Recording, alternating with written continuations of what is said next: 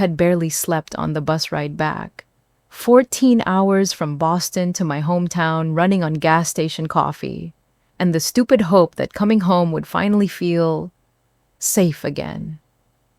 But the second I stepped off that bus and saw the street, I knew something was wrong. The lawn looked dead, the kind of dead that takes months of neglect.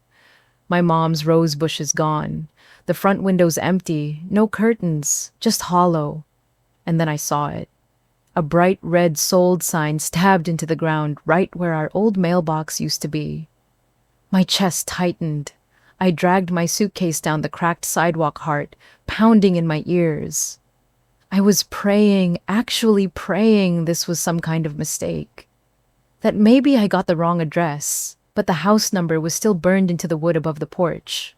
1249 Crestfield Avenue. And that's when I saw the boxes, stacked like trash on the front steps. Duct tape across them scribbled in my mom's handwriting, Avery's room. Avery's books. Avery's winter stuff. I didn't move. I just stood there.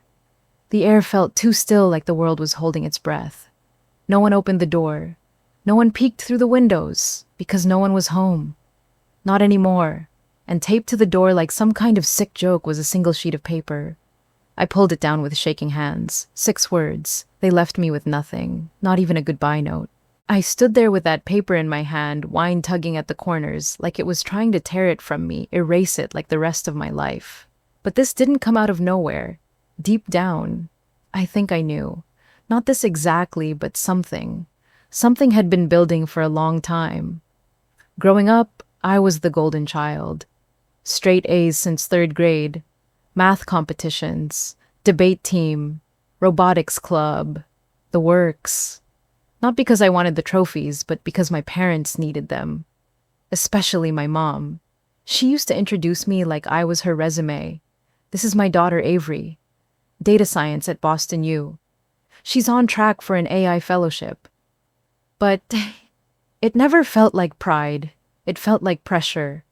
Every time I got a 96 instead of a 100, she'd tilt her head and go, what happened here? Every win just reset the clock. Like I had to earn her love all over again every semester. And yeah, there were fights. Not screaming matches. Just these loaded silences. The way she'd say, okay. When I told her I was thinking of turning down the Stanford summer program because I needed a break. Or the way my dad would look at me when I said I didn't want a double major. Like I was wasting some golden opportunity they had scraped to give me. Still, I believed they had my back. Even when things got tense. That's why I booked the trip home. That's why I thought this summer would be different. Finals had wrecked me 4 hours of sleep across 3 nights fueled by caffeine and panic. But I got through it. And I couldn't wait to tell them. I even got Mom a gift during my layover in Philly. This delicate silver bracelet. On the inside, I had it engraved, Grateful Daughter. I remember smiling at the idea of her wearing it. I imagined her softening, saying something like, "You've done so well, Avery. We're proud of you." I held on to that thought the whole way home. On the bus, I pressed my forehead against the window and pictured our kitchen. The ugly green backsplash. My dad's burnt eggs and bad jokes. Mom pretending not to laugh but smiling anyway. I thought I was going home. But I didn't know that my home was already gone. I don't even remember sitting down. One second, I was standing there staring at the boxes, and the next, I was on the curb knees in the dirt, ripping open cardboard like I was searching for oxygen. Most of it was random junk. Old notebooks, winter scarves, a cracked hairbrush I should have thrown out years ago. But then, I found my old journal pages bent, cover dusty, but still mine. And under it, a stack of crumpled receipts and utility bills. Not from months ago, from last week. Trash pickup, escrow paperwork, movers, dates that didn't make sense if they had no choice. That's when I called my mom, first ring, second, third. She picked up finally, like I was a dentist reminder she forgot to reschedule. "Avery, I'm in the middle of something. Can we talk later?" I couldn't breathe. "What happened? Where are you? Why is all my stuff in the yard?" She let out this exasperated sigh like I was the one being unreasonable. We had to move fast. It's complicated. I'll explain later. When were you going to explain this? I was yelling now, standing in front of strangers' cars, my entire life spilling onto the pavement. You're not a child anymore, she said. You'll figure it out. She hung up. Just like that. No apology, no offer to help. Like I was some tenant overstaying her lease. I tried calling my dad straight to voicemail. I left a message, another. Then I stopped, because the neighbors were watching. Mrs. Donahue across the street stood frozen in her doorway. A guy walking his dog slowed down like I was some kind of spectacle. And honestly, maybe I was. I must have looked insane, digging through boxes, crying, laughing, calling people who wouldn't answer. The humiliation hit harder than the abandonment. That's when my phone buzzed again. Liam. Avery. Hey, what's going on? Are you back home? I couldn't even talk. I just sobbed. Okay, slow down. Where are you right now? I told him. He didn't even hesitate. Listen, pack what you can carry and come to my place. You can crash here as long as you need. Don't argue. I wiped my face on my sleeve, trying to think. I didn't want to be a burden. I didn't want pity.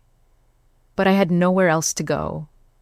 As I started digging through the rest of the boxes looking for my laptop, I saw a folded sheet of paper tucked between two books. Different handwriting this time. Smaller, sloppier. I unfolded it. We had to move fast. Trust me later. No name, no explanation, just that. I stared at the note until the words blurred. Trust me later. Like this was some favor? Like this wasn't planned? No. This wasn't panic. This wasn't survival. This was a choice. One they made quietly without me. And suddenly, everything started to look different. Like I'd stepped out of the fog and realized the fire had been burning for months. I just hadn't smelled the smoke. Not until now. The next morning, I sat at Liam's kitchen table with my laptop open, coffee going cold beside me, eyes locked on the screen. Okay, I said, scrolling. If they had to move fast, it would show up in the sale history, right? Something rushed, desperate like a foreclosure. Liam leaned over my shoulder. Type in the address. I did. Our house sold 2 weeks ago. Cash buyer, no contingency. Way under market value. That part checked out. But then, I followed a hunch. I searched my parents' names, Rebecca and Daniel Morgan, through the county property records. And there it was. A new purchase. Same last names, different city. 3 states away. A 5-bedroom house in a gated community, pool, granite countertops, home theater, purchased 9 days before they dumped my life on the curb. The price, nearly triple what they sold ours for. My mouth went dry. This doesn't make sense, I whispered. Liam frowned. Oh, it makes perfect sense. You don't move fast when you've already bought your dream house. He was right. They didn't flee. They upgraded. They planned this. I started digging deeper. My mom used to leave her banking info out when she paid bills at the kitchen table. Login sticky noted under the keyboard like a 2002 Facebook dad. She'd never changed the password. So I tried. It worked. I wasn't even sure what I was looking for until I saw it. 3 wire transfers, each one bigger than the last. All routed to an account I'd never seen before, held under a shell company name I didn't recognize. That wasn't household money. It wasn't retirement money. It was hiding money. And then it hit me. Uncle Victor, Mom always said he was unreliable, that I shouldn't ask about him. But I remembered hearing his name whispered during phone calls she thought I wasn't listening to. So I found his number, still listed under a disconnected family contact from an old group text. I called. He picked up on the second ring. Avery. His voice cracked like he hadn't said my name in years. I told him what happened, how my parents had vanished, how everything felt off. There was a long pause. Then he said, You weren't supposed to know about any of this. My stomach dropped. What do you mean? He backpedaled immediately. I mean, I'm sure they had their reasons. Your mom always said she'd explain when the time was right. Did you help them hide money? No, God, no, Avery, I barely talk to your mother anymore. But his voice was shaky, and he kept clearing his throat like he couldn't swallow whatever guilt he was choking on. I hung up. I didn't believe him. That night, I called my mom again, but this time I hit record before she picked up. She answered, like nothing had happened. Avery, finally. I was wondering when you'd call back. I didn't waste time. I know about the new house, the money transfers, the Shell account. What the hell is going on? Silence, then a laugh.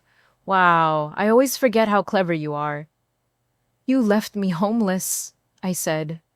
And now you want to act like this is some kind of game. She sighed, then said something that made my skin crawl. There's a number, she said. It's already been moved offshore. But if you cooperate, I can protect you. If you don't, well, I won't be able to shield you when things go south. You're threatening me. I'm warning you.